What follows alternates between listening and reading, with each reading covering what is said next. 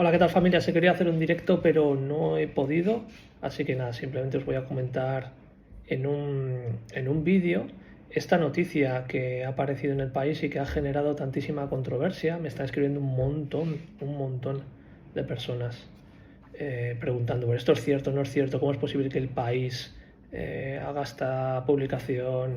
¿Qué es eso de curar el autismo? ¿A qué se refieren? Bueno, pues es lo que tiene un poco intentar simplificar, un poco también para intentar llegar al máximo número de personas posibles, evidentemente, que al fin y al cabo es un medio de comunicación que busca captar la atención y no contrastar. Ahora, no sé hasta dónde la culpa es del país o de dónde han sacado la información, que bueno, viene de la revista de investigación e innovación Horizon de la Comisión Europea.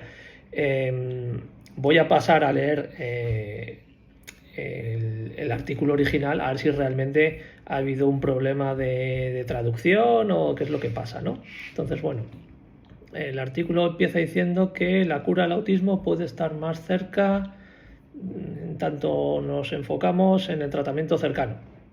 Bueno, ya habla de cura, ya empezamos mal. En fin, vamos a ver qué es lo que pasa. Bueno, aquí dice que el ASD, el Autism Spectrum Disorder, es una condición compleja del neurodesarrollo. Fíjate, además dice condición, también, que viene siendo investigado desde mediados del siglo XX. Se estima que 1 de cada 100 niños tienen, principalmente niños. Bueno, vamos a ver dónde saca este dato, vamos a ver el enlace y nos lleva a Autismo Europa, y la fuente de Autismo Europa de la prevalencia de autismo señala pues un poco, supongo que los estudios de autismo de prevalencia en Europa, que el último es del año 2012. Vale, sabemos que bueno, este dato está muy anticuado y hay muchos datos a nivel mundial, principalmente Estados Unidos, evidentemente, muchísimo más recientes, pero también Corea del Sur, por ejemplo, que habla de 1 de cada 38, y el último dato del Centro de Control de Enfermedades es de 1 de cada 36. Sabiendo que el autismo es un fenómeno, una condición, como bien indica el artículo, transcultural, pues podemos estimar que esos datos de prevalencia también se dan en Europa, ¿vale? Bueno, el artículo dice que está muy ligado a la genética, el autismo, bueno, hasta ahí vale. Dice que bueno, que el objetivo es ver la relación entre los genes y los síntomas. Aquí ya empezamos a discrepar un poquito, porque ya vamos a hablar de sintomatología y no hablamos de características de neurobiología no sintomatológica, sino de base, que no tiene por qué ser ni problemática ni potencial, simplemente es cómo percibe y cómo está configurado su sistema nervioso. Bueno, entonces aquí dice, por ejemplo, los chavales nacidos con una mutación genética rara, y aquí está el problema, ¿vale? Cogen los casos de esta mutación en este gen, que si lo traducía así el artículo, el BCK-TK, ¿vale? Que es un gen que está en el cromosoma 16 y que, bueno, en fin, esto es un poco complicado, pero la síntesis de proteína en determinados momentos, bla, bla, pues, o la fabricación, ¿no?, de determinada proteína, por simplificarlo mucho, pues puede causar una serie de alteraciones que incluyen discapacidad intelectual, epilepsia y microcefalia. Esto es una cosa que, por ejemplo, también se da, como os comentaba cuando comenté el artículo en el post, en el síndrome de Rett. Se incluye dentro de esos trastornos sindrómicos, ¿vale?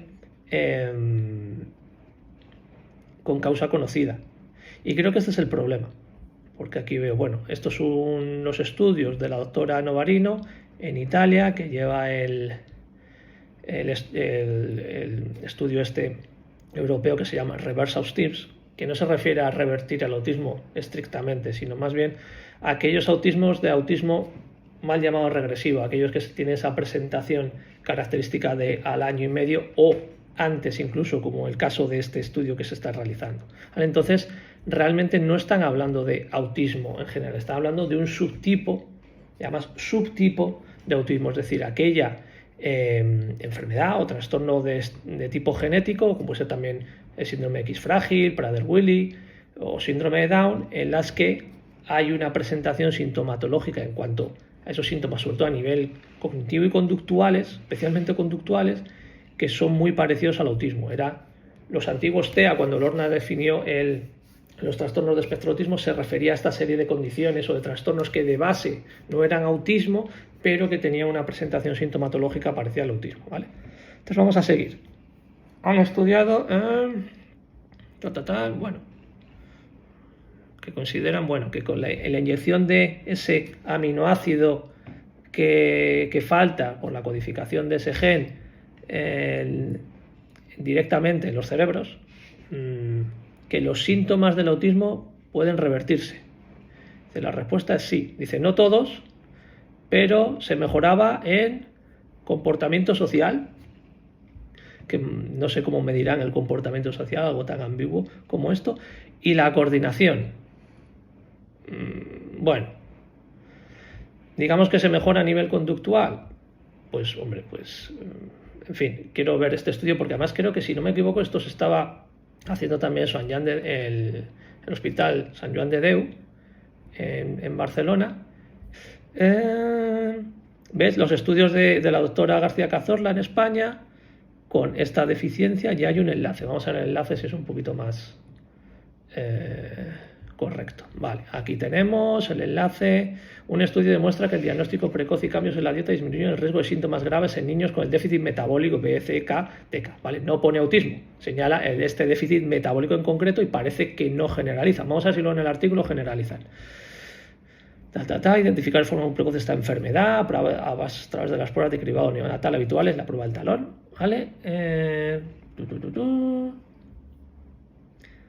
A ver, se publicó en esta revista, en la revista Brain. La eficiencia consiste en una mutación genética que provoca un déficit muy acusado, una cadena ramificada, que no se genera naturalmente por el organismo y deben ser adquiridos a través de la dieta. Esto produce una sintomatología muy inespecífica que incluye, a ver, entre otros, desarrollo de autismo, epilepsia, discapacidad intelectual o retraso motor. También se ha observado en todos los pacientes estancamiento del crecimiento del perímetro del cráneo, la llamada microcefalia.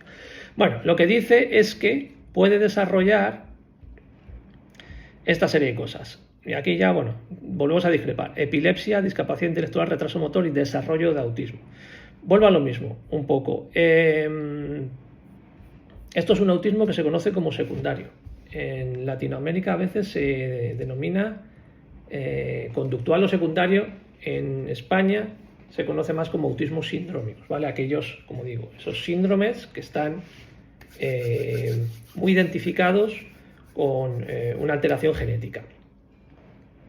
No son autismos de pura cepa, entre comillas, ¿vale? Son, como dice muy bien el término en Latinoamérica, que me encanta, secundarios o conductuales, es decir, que sus dificultades causan una sintomatología muy similar al autismo, pero de base no son autismo, ¿vale? En la presentación del autismo se puede presentar de varias formas. Una, con esta forma secundaria, en la que además hay un estigma muy claro, es decir, son chavales o niños que se les ve, ¿de acuerdo? Rápidamente, tiene unos rasgos muy distintivos. Luego hay otra presentación del autismo que es por problemas, por ejemplo, durante el embarazo o el parto, por ejemplo, la vuelta de cordón y otros, que también suelen presentar un estigma, aunque no tan claro, ¿vale? Como los autismos, estos autismos sindrómicos. Y luego está la mayoría de autismos, por así decirlo, que no hay una causa genética única conocida, sino que sabemos que hay múltiples genes implicados y son tantos los genes implicados, que creo que ya se han identificado más de 400, que es absurdo buscar una causa genética porque sabemos que directamente es un fenotipo, un neurotipo totalmente distinto, ¿vale? Entonces, bueno, voy al artículo original a ver si nos comentan algo más. Un estudio con 21 pacientes en España, ¿vale? Sigo comentando un poco lo mismo. Uno de los, de los retos en el campo del autismo es que el diagnóstico normalmente es demasiado tarde. Normalmente después de la edad de 3 o 4 años. Y en esa edad es muy difícil el tratamiento. Bueno, se está refiriendo precisamente a estos autismos sindrómicos en los que, bueno, pues haya acompañado pues epilepsia, discapacidad intelectual, muchas dificultades a nivel motor, dificultades a nivel anatómica, ¿vale? Y se está refiriendo a estos. Y es que creo que es muy importante y bueno, creo que no hay nada más. También dice, que creo que es interesante, que comenta por aquí, pero lo comenta en el original, creo que... comenta, dice que no todo el mundo quiere que su autismo o el autismo de sus hijos sean tratados, dice la doctora Esther Novarino.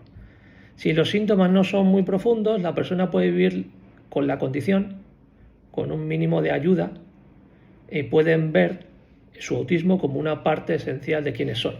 Aquí lo que está diciendo es que precisamente esas personas en el espectro que no tienen esta alteración a nivel genética, es decir, que no les cursa con estas dificultades, este autismo secundario, pueden ver su autismo más, bueno, como dice ella, ¿no? Que lo señalan varias veces en el artículo, por otro lado. ¿Por qué no traducís condición en vuestro artículo, El País? Y que lo pueden vivir como, pues eso, como algo que forma parte de sí mismos, ¿vale?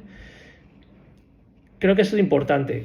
Por eso os dije, el otro día puse esta publicación del diagnóstico en autismo, que es tremendamente complicado, y toda esta serie de cosas hay que conocerlas. Es muy importante conocerlas porque lleva unos equívocos tremendísimos, ¿vale? Entonces, bueno, el artículo es tendencioso del País, sí. Que la culpa probablemente no sea exclusivamente suya, pues no, porque prácticamente han traducido literalmente lo que viene en el artículo este de la revista Horizon, en la que igualmente pues no la han enfocado bien y no han separado bien las cosas. Yo no sé si las doctoras a las que han entrevistado para este artículo realmente hicieron esa distinción, pero ya lo hago yo. Es muy importante hacerla porque estamos hablando de un subtipo muy concreto de autismos que, como digo, son conductuales, son sindrómicos, son secundarios. No se refiere realmente a la condición del espectro del autismo, pero sí es cierto que están ahí. Entonces esto hay que conocerlo. Vuelvo a lo mismo, esto es una cosa que es muy difícil explicar de una manera sencilla, rápidamente. A veces los padres, sobre todo especialmente, pero también algunos profesionales dicen, no, es que esto es demasiado complicado, me lo tienes que simplificar. Bueno, hay veces que no se puede. Yo lo estoy intentando y lo intento siempre en las intervenciones que hago y en más cosas que estoy planificando hacer, especialmente para padres, para familias, pero hay veces que es muy complicado. Es muy complicado esto porque es un campo tremendamente complejo. Por eso es tan maravilloso, tan aterrador a veces, pero tan maravilloso otras veces el mundo del autismo, porque no es algo sencillo, es muy complicado, ¿vale? Entonces, bueno, el artículo desafortunado, sí, ¿tiene exclusivamente la culpa el País? Pues yo creo que no. Yo creo que aquí la revista Horizon ha patinado de una forma terrible. Os dejaré los enlaces por aquí a la original, que está en inglés, por si queréis echarle un vistazo, porque es de donde la tomó el País prácticamente. Así que nada. Bueno, espero que esto os lo haya aclarado un poquito mejor.